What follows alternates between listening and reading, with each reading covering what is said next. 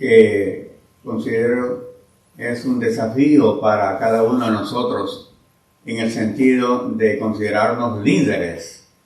Y dice 3 momentos en la vida de un cristiano.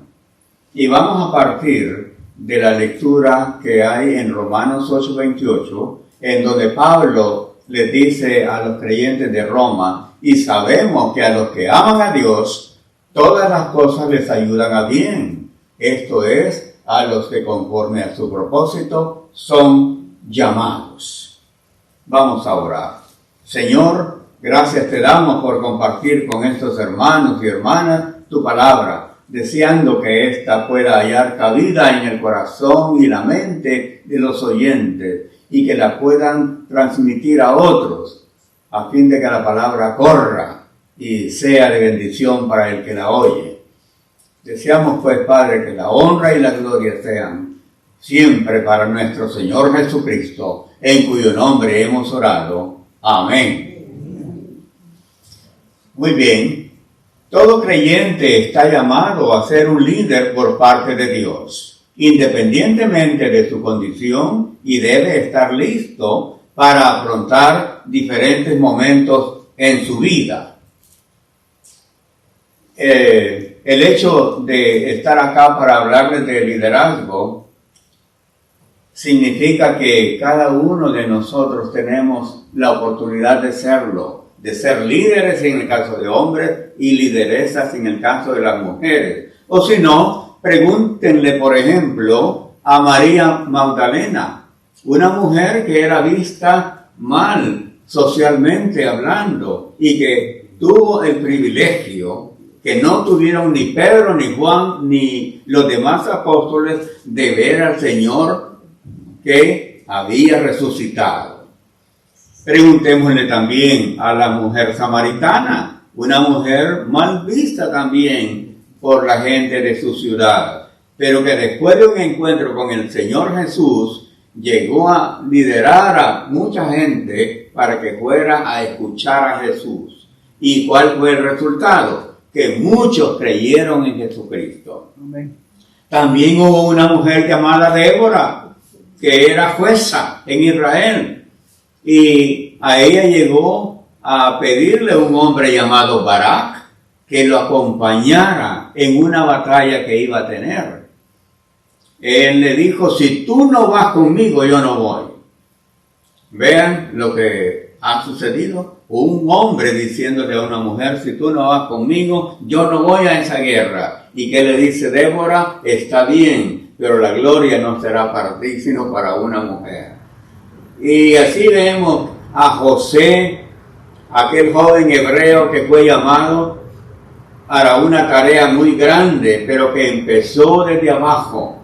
Primero soñando que iba a liderar a su familia, que su padre y su madre se iban a postrar delante de él y sus hermanos. Y luego después fue vendido como esclavo. Y siendo vendido como esclavo, injustamente llegó a Egipto. Y allí él fue un buen esclavo, a tal grado que Potifar, el que lo había comprado, lo nombró jefe de todos sus empleados. Y llegó a tener una posición muy alta. Y luego que la esposa de Potifar trató de seducirlo y él no lo permitió, fue enviado injustamente a la cárcel. Otra oportunidad para ser líder. ¿Líder de quiénes? De los presos que allí estaban. Y él se propuso ser un buen preso, a tal grado que el jefe de la guardia que cuidaba a los presos lo nombró a él como jefe. Vean, este hombre no importó la condición en la que iba a estar, en donde él estuviera, él brilló, porque fue un hombre cuyo corazón estuvo guiado por el Señor. Y ya estando ahí, fue llamado, ya sabemos por quién, por el faraón, el cual, después de contarle sus sueños, fue nombrado, o lo nombró, como gobernador de Egipto. Solamente el faraón iba a estar por encima de José, quien llegó a ser un líder porque Dios estaba con él. Entonces, en esta tarde tenemos que ver ese puesto de liderazgo que el Señor nos da como una oportunidad, pero que también se nos presenta como algo que tiene que ver con momentos difíciles en la vida de una persona. Y así tenemos un primer momento de derrota.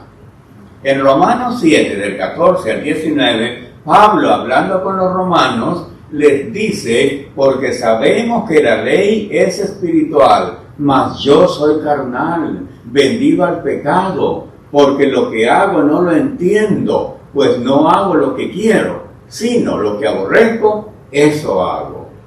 Y si lo que no quiero, esto hago, apruebo que la ley es buena. De manera que ya no soy yo quien hace aquello, sino el pecado que mora en mí. Esto está diciendo Pablo a los romanos. Y yo sé que en mí, esto es en mi carne, no mora el bien, porque el querer el bien está en mí, pero no el hacerlo.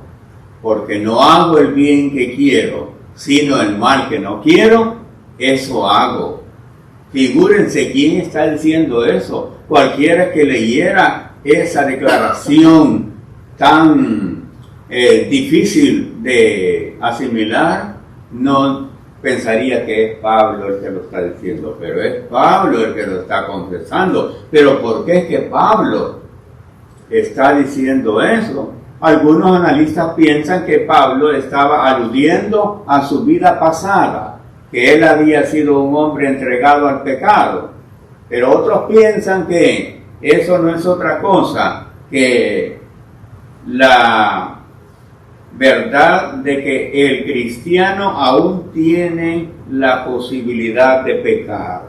Ustedes y yo, aunque creamos en Cristo, estamos expuestos o propensos a pecar. Y así lo dice Juan en su primera carta, capítulo 1, versículo 8. Si decimos que no tenemos pecado, nos engañamos a nosotros mismos, y la verdad no está en nosotros. Juan ahí está hablando en plural y se está incluyendo, porque dice: si decimos que no tenemos pecado.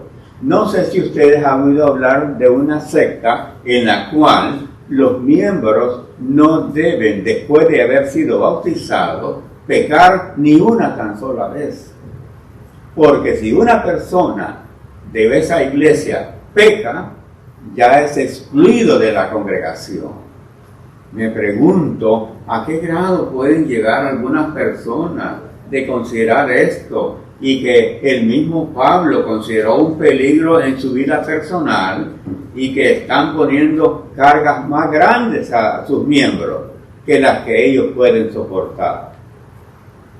También podemos ver que cuando estamos actuando como Pablo lo presenta, debemos saber que debemos velar y orar, porque si no velamos y oramos, caemos. Así dice Jesús a sus discípulos en Mateo 26, 41. Velad y orad para que no entréis en tentación. El espíritu a la verdad está dispuesto, pero la carne es débil. Entonces, nosotros debemos tomar en cuenta lo que dice el Señor para estar preparados para este momento de la derrota. Y también debemos saber que el creyente que cae entra en una situación de tristeza, y eso le trae a él un momento de desánimo. Y dice el Salmo 32, versículos 3 y 4, Mientras callé, se envejecieron mis huesos por mi gemir todo el día. Porque de día y de noche se agravó sobre mí tu mano, se volvió mi verdor en sequedales de verano. La vez pasada íbamos viajando de Colombia, la ciudad vecina, a la ciudad de Charlotte, y veíamos que cuando estábamos en la parte que corresponde al estado de Carolina del Sur, había bosques verdes a un lado y a otro, y todo era una frescura. Pero cuando entramos a Carolina del Norte, aunque al principio todo iba bien, de repente se vio un sequedal y se nos dijo que había habido un tornado o algo parecido que había creado en el ambiente una situación fea. Pues bien, el salmista está diciendo lo mismo, que su verdura, su carácter de verdor se convirtió en sequedal por su pecado, porque había transgredido la ley del Señor. Pero también quiero que sepan que hay un momento de sufrimiento, según Romanos 8, del 22 al 29, que debe hacernos pensar que si tenemos el propósito de liderar algo, vamos a pasar momentos de sufrimiento, porque sabemos que toda la creación gime a una y a una está con dolores de parto hasta ahora. Y no solo ella, sino que también nosotros mismos, que tenemos las primicias del Espíritu, nosotros también gemimos dentro de nosotros mismos, esperando la adopción, la redención de nuestro cuerpo, porque en esperanza fuimos salvos, pero la esperanza que se ve no es esperanza, porque lo que alguno ve, ¿a qué esperarlo? Debemos saber, hermanos y hermanas, que si esperamos algo es porque estamos seguros de que lo vamos a tener, pero no lo vemos. Yo aquí veo, por ejemplo, una congregación más numerosa. Yo espero que así sea.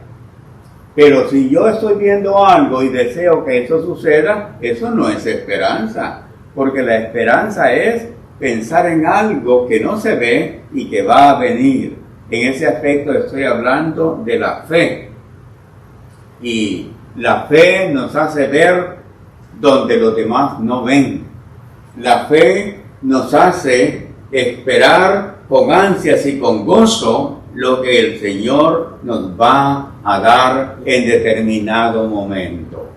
Yo espero en esta congregación una gran bendición de parte de Dios.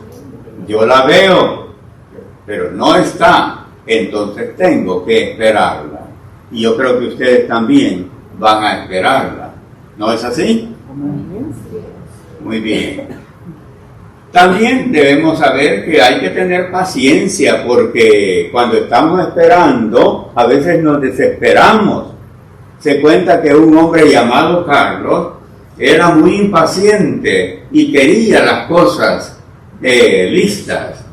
Y una vez que llegó un predicador, le pidió que orara para que Dios le diera paciencia.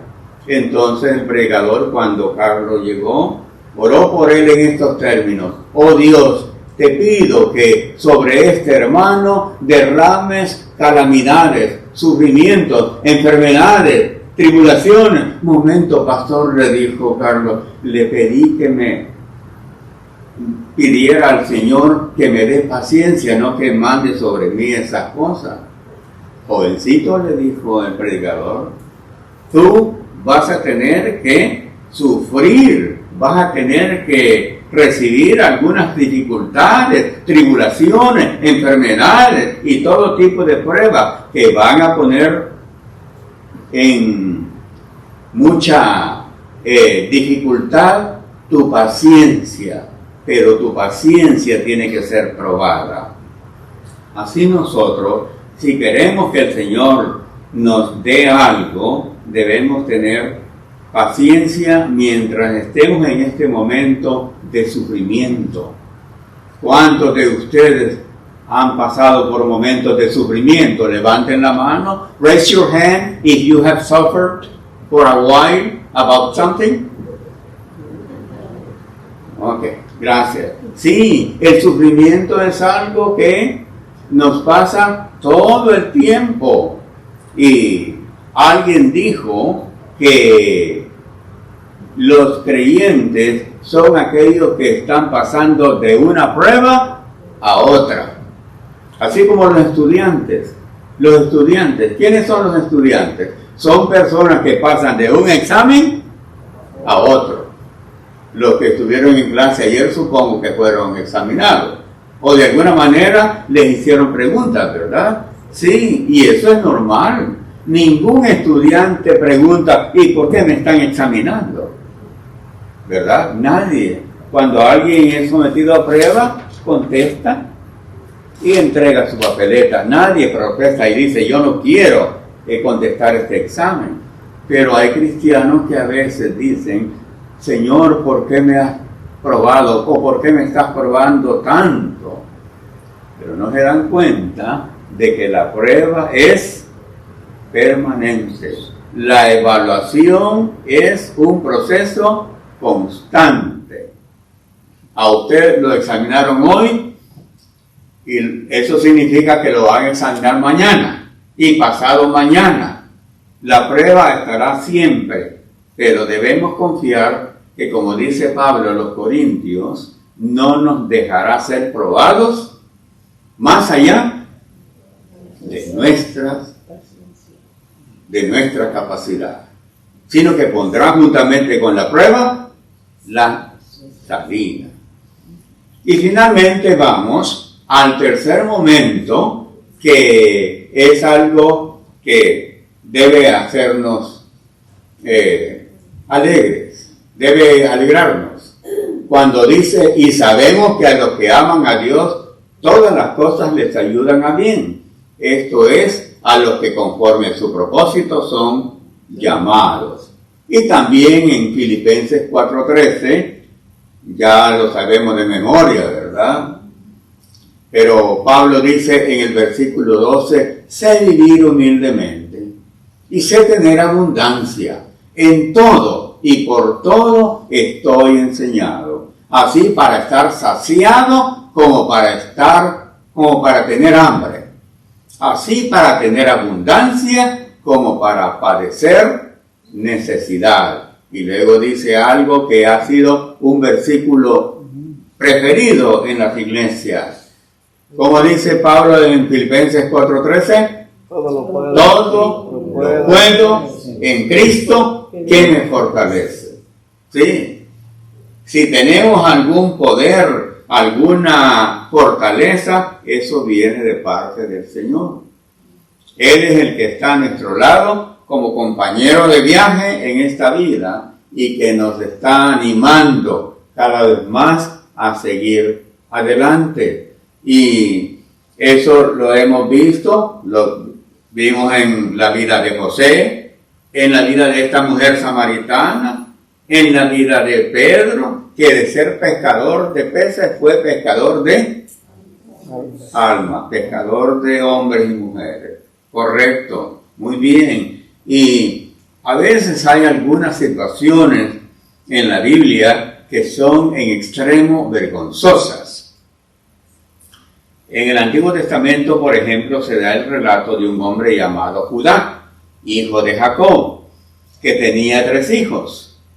El primer hijo se casó con Tamar, pero luego murió porque Dios vio que no se portaba bien.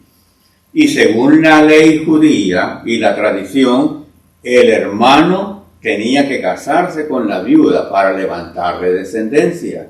Pero el hermano de este hombre no se portó bien tampoco, entonces Dios le quitó la vida. Solo quedaba un tercer hijo para Judá.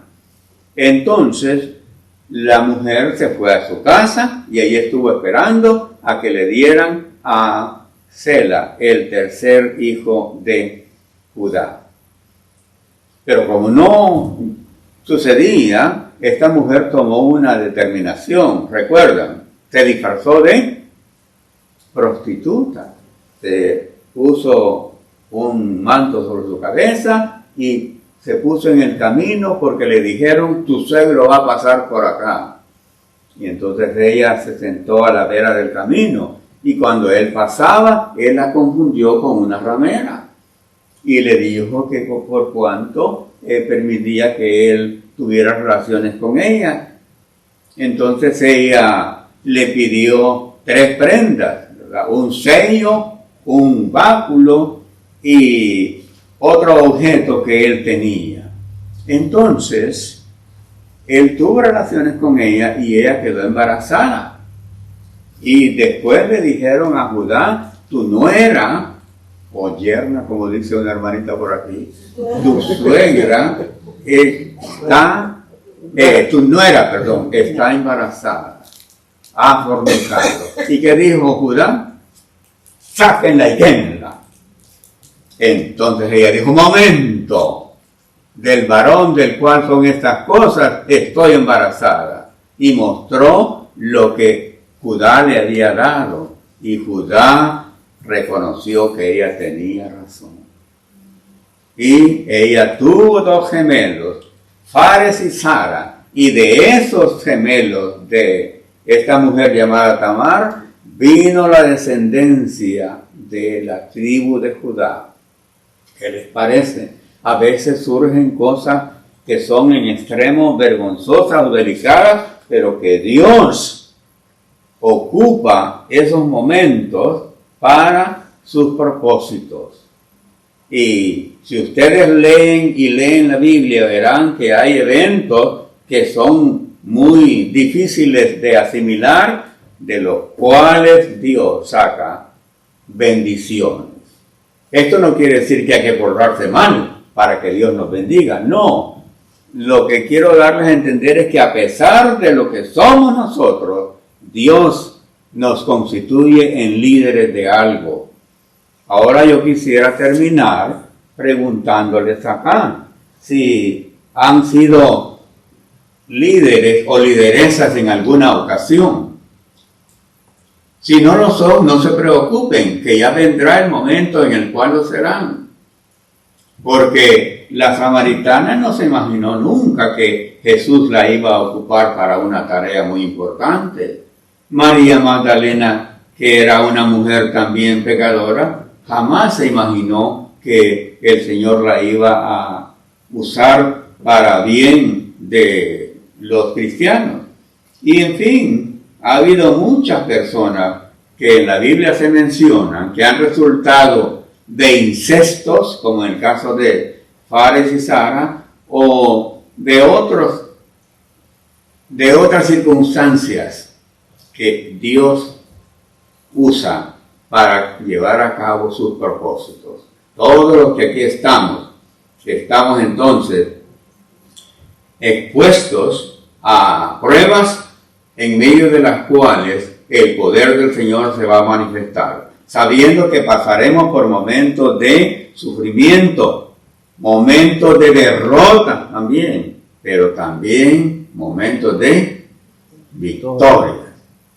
Si yo les preguntara qué es lo que quisieran ustedes, pues todos dirían el momento de victoria, claro, sí, pero debemos saber que antes de la victoria vienen momentos de sufrimiento y hasta de derrota. Hay personas que han luchado por algo y en los primeros momentos han sido derrotados, han sufrido, pero han insistido hasta que han logrado su propósito. Una vez, un joven universitario estaba de pupilo en una casa y la sirvienta andaba ordenando las cosas y vio el maletín de él que estaba abierto y se habían caído varias hojas y entonces ella empezó a recogerlas y a ordenarlas y le llamó la atención algo que estaba escrito en esas hojas. ¿Y qué decía en esas hojas? Debo ser doctor, debo ser doctor, debo ser doctor, debo ser doctor, debo ser doctor. Había escrito eso cientos o miles de veces ese joven. ¿Y qué pasó? Que el joven llegó a ser doctor, porque perseveró.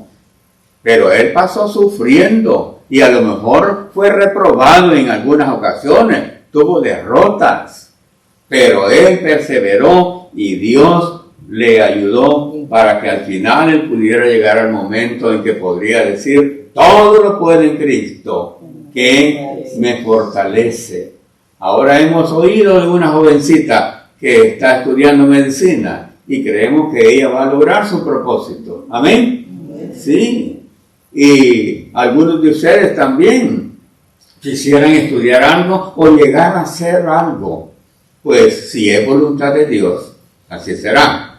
Y si no, Dios le indicará a usted lo que tendrá que hacer. Porque a muchas personas que en la Biblia quisieron ser algo, Dios les dijo que no. Y les reservó otro papel. Entonces a nosotros también nos corresponde decirle al Señor: ¿cuáles son tus planes para mí? Porque Él sabe lo mejor, o Él quiere lo mejor para cada uno de nosotros. Pero ¿qué debemos hacer? Permitírselo. Él hará en nosotros lo que Él quiere. Y eso es lo que tenemos que hacer. La conclusión es esta: que Dios puede hacer de cada uno de nosotros un líder o una lideresa para algo. No se preocupen por la edad. A Moisés lo llamó teniendo 80 años. Y algunos de ustedes no han llegado a los 80 años. A una mujer le permitió ser madre teniendo ella 90 años. Puede que usted también tenga eso, si para Dios no hay nada imposible. Pero puede Dios constituirla a usted o hermana o hermano en padre espiritual de alguien. Porque hay personas que necesitan, como Timoteo, que alguien llegue como Pablo a instruirlo y para constituirse en padre espiritual de él. Yo recuerdo a una persona que fue mi estudiante y que esta mañana me escribió un mensaje que se lo voy a leer. Este mensaje ni a mi esposa se lo he comentado, para decirles lo valioso que fue recibirlo vía Messenger. Ojalá que funcione, pero si no funciona se lo voy a decir. Vean lo que me dice esta persona. Se llama Brenly Soriano. Fue mi estudiante en el departamento de idiomas. Si me ven lágrimas me van a disculpar. Nunca voy a olvidar que una vez, cuando yo estaba con mi hija afuera del edificio de idiomas, usted nos preguntó si ya habíamos almorzado, si mi hija ya había comido. Le cuento que ella tenía como 6 años, ahora tiene 16 años. Está estudiando en el Instituto Ricaldone, donde yo trabajo. Le sirve a Dios en la alabanza, toca bajo y guitarra, y es futbolista. Apareció en el cuadro de honor, licenciado. Dios es bueno y cada esfuerzo vale la pena. Eso me dijo esta persona el día de hoy. Y aquí aparece una foto del listado de los estudiantes de ese instituto en el cuadro de honor. Esto me produjo una gran satisfacción de saber que no fue en vano lo que yo hice, que fue sencillo. ¿A quién no le ha ofrecido usted un almuerzo o un vaso de agua? Pero vean lo que el Señor hace con un cesto de pececillos, el Señor alimentó a 5,000 hombres, sin contar las mujeres y los niños. Lo poco que tenemos y que lo damos en el nombre del Señor, el Señor lo multiplica.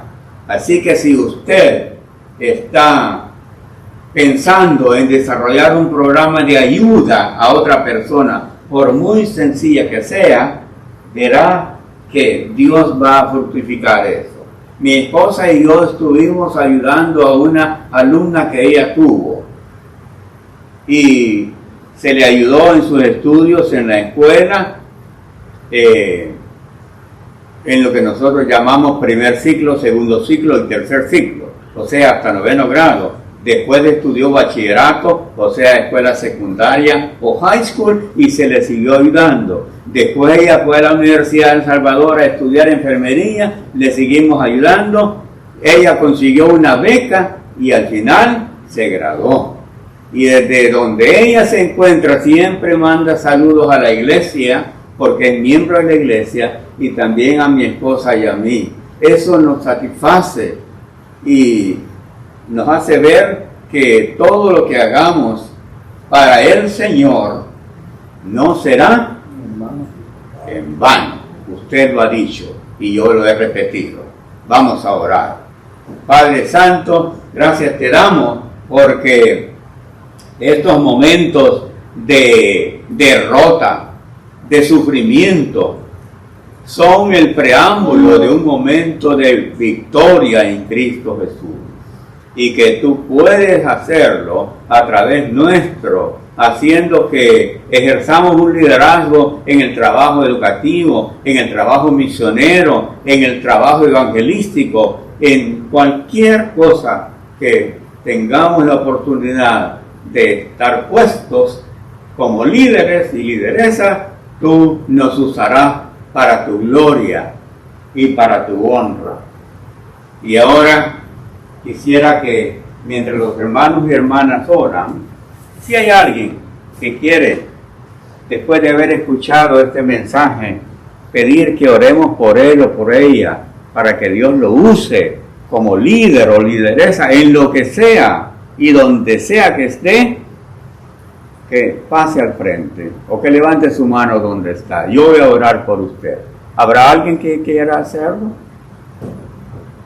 Dios la bendiga, hermana. Quiero que pase al frente, por favor. ¿Alguien más? Dios las bendiga. Pasen al frente. Voy a orar por ustedes.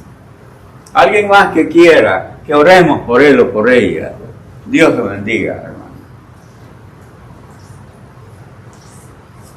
El Señor hará grandes cosas a través de ustedes. ¿Lo creen? Amén. Muy bien. Si es así, pues así será, hermano. ¿Verdad? Así será con ustedes, con lo que lleguen a ser. No importa lo que sean, pueden llegar a ser meseros o encargados de limpieza o encargados de transporte o de la cocina o de la enseñanza, de lo que sea, en donde estén, el Señor los va a usar poderosamente. Yo quiero que me den sus nombres para orar por cada uno de ustedes. Se pueden arrodillar si quieren. Si pueden arrodillarse, yo voy a orar por ustedes. Oh, bueno, está bien, hermanita. No, si no puede, no lo voy a forzar a eso. Ismael. Hermano Ismael. Padre Santo, pongo mis manos sobre nuestro hermano Ismael con el deseo de que tú lo uses poderosamente para tu gloria y tu honra, Señor. Tú sabes a qué se dedica el hermano. Úsalo, Señor, en lo que él hace, para que ahí donde él esté sea una fuente de bendición para aquellos con quienes trabaja. Y que esa fuente de bendición se manifieste en las personas que estén con él y que lleguen a creer en Cristo. Bendice también a nuestra hermana Antonia, Señor. Tú conoces su corazón. Ayúdala, Padre Santo, para que ella pueda ser una lideresa en lo que haga. Que continúe desempeñándose como lo hicieron aquellas mujeres de la antigüedad que fueron seguidoras de Jesús y que pudieron ser bendición para aquellos a quienes el Señor pudo sanar o pudo salvar. Ayuda a nuestra hermana, Padre, para que en su familia, en su comunidad y donde ella se desempeñe, sea una antorcha, un medio para que los demás lleguen al conocimiento de Jesús, que es la luz del mundo. Amén. Ayuda también a nuestro hermanito Samuel, oh Padre, para que él pueda ser un hombre de valor. Ayúdalo, Padre Santo. Él no sabe qué llegará a hacer, pero con tu ayuda, él llegará a hacer lo que tú quieras, Padre. Haz de Samuelito un instrumento de bendición donde quiera que esté, en su casa, en su comunidad, en su lugar de estudios, en fin, donde él pueda estar, Señor, para que él pueda ser alguien que, como el joven José, llegue a ser un hombre de valor. Bendice también a nuestra hermana Marian. Ayúdala, Padre Santo, para que ella esté donde esté, pueda ser una mujer de valor, para que otros a través de ella lleguen al conocimiento de Jesús y que puedan, Señor, ver que vale la pena seguir a Jesús en el camino de la fe, sabiendo que las derrotas y el sufrimiento nos llevarán finalmente a un momento de victoria en Cristo. Y él dice también a nuestro hermano Noé: ayúdalo, Señor, él está estudiando teología. Ayúdalo, Padre, para que llegue a ser un pastor o un misionero o un predicador o lo que él desee, pero que tú tengas el propósito, Señor, de usarlo. Que él esté seguro de que cualquier cosa a que él se dedique, si lo hace en tu nombre, tú lo usarás para bien de él y su familia, para bien de su iglesia y para gloria de Jesucristo.